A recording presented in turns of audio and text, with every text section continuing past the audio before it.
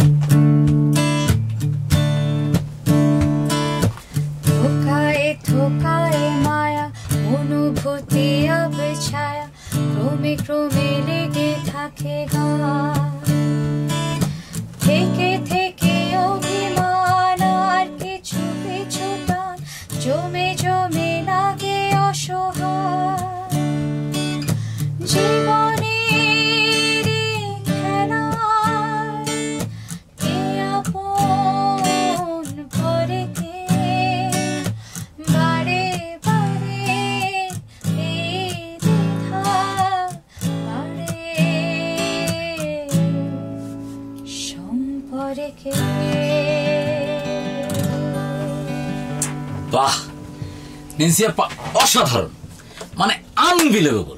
এই গান আপনার দ্বারাই কেবল সম্ভব, আপনাকে ছাড়া এই গান জীবনেও সম্ভব না। আমার কাছে কি মনে হয় জানেন, ব্রিটিশ আমলের পরে এইরকম একটা সুন্দর গান আমি শুনলাম। শোনেন, আপনি যে চাপা দিচ্ছেন কারণ আপনি মুভিতে 10 লাইনের গানের মধ্যে 1.5 লাইন ব্যবহার করেন। আসলে ভাই আপা, মানে এই জন্যই কিন্তু আমি এই পুরা গানটা এখন একটা মিউজিক ভিডিও করে আমি এটা প্রচার করব, এই জন্যই কিন্তু বসা। বিশ্বাস করেন আপা, আপনি উড়াই দিচ্ছেন, জাস্ট উড়াই দিচ্ছেন। এই গান আপলোড হওয়ার সাথে সাথে মানে আমার সিনেমা যতটুকু হিট হয়েছে দ্বিগুণ হিট হয়ে যাবে, বিশ্বাস করেন। শুনে, আপনার সিনেমা এমনি হিট আছে, কিন্তু গানটা আমার কেন তখন ব্যবহার করলেন না? যাই হোক, এখন আজকে কি মুক্তি পাবে আসলে? হ্যাঁ আজকে, হ্যাঁ পুরোটাই। 10 লাইন পুরো 10 লাইন, একদম 8.5 লাইনও না, একদম 10 লাইন, মানে 10 লাইনই। শুনেন, টাইগার মিডিয়া ইউটিউব চ্যানেল এবং ওদের ফেসবুক পেজে এবং মোশাররফ করিম পেজ থেকে যাবে, আমরা যারা আছি আমাদের সবার পেজ থেকে যাবে। আপনার পেজ থেকে দিবেন না? তাহলে কি ঘোষণা দিব যে? অবশ্যই ঘোষণা দিবেন আপা, সন্ধ্যা 7টায়, আজকে সন্ধ্যা 7টা পুরো গানটা। আর বলো না, আমি আমার ফ্রেন্ডদেরকে নিয়ে কত কষ্ট করে টিকিট জোগাড় করে তারপর গেলাম মুভি দেখতে। মুভি তো খুবই দারুণ, কিন্তু আমার গান 1.5 লাইন। 1.5 লাইন কেন ভাই? নাম দিচ্ছেন ঠিক মতো? তোমার নাম? হ্যাঁ নাম দিছি, তোমার নামও দিছি, আপনার নামও দিছি। গান 1.5 লাইন ভাই। ও তুমি দেখো না এই চক্করটা? শুধু আমি তো এখনো টিকিট পাইনি ভাই, আমি টিকিট। এই যে দেখছেন, আসল গান দিছেন, ও দেখেই নাই।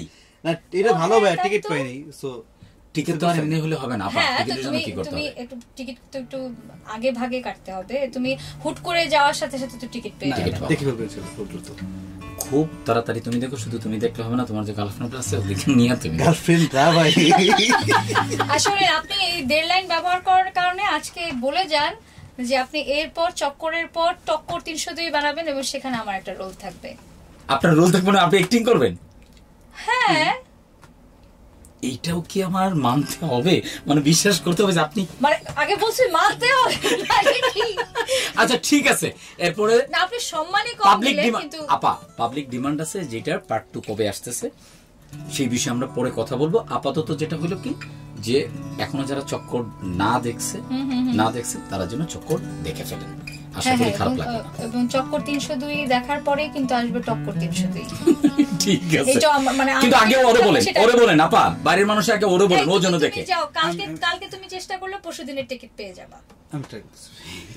এইরকম মানে একটা ছেলে এত লাজুক, টিকিট কেনার ব্যাপারও লাজুক। আমি মন শুনছিলাম ভাই, আসছে তুমি মুন্সিগঞ্জ চক্কর, এটা চক্কর চলতেছে ঢাকা শহরে, তুমি মুন্সিগঞ্জ চক্কর ছিলাম ভাই।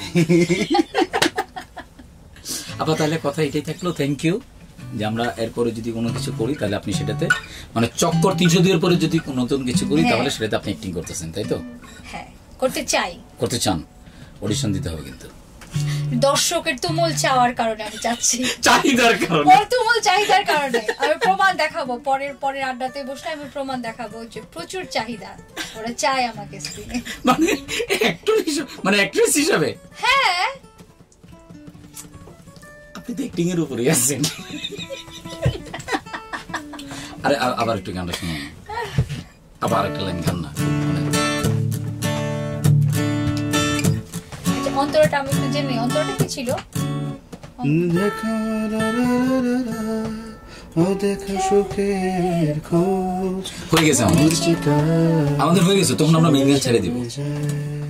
যে এই একটা লাইন শুধু বলি না তো কাটাকাটি না কাটাকাটি তো না, just ইয়ে নিয়ে নিই, মানে হ্যাঁ দেখা সুখ ভুলে রোজ পুরো গানটা অদেখা সুখের খোঁজ মরিচিকা দিকে যাবে সরে সরে যায়।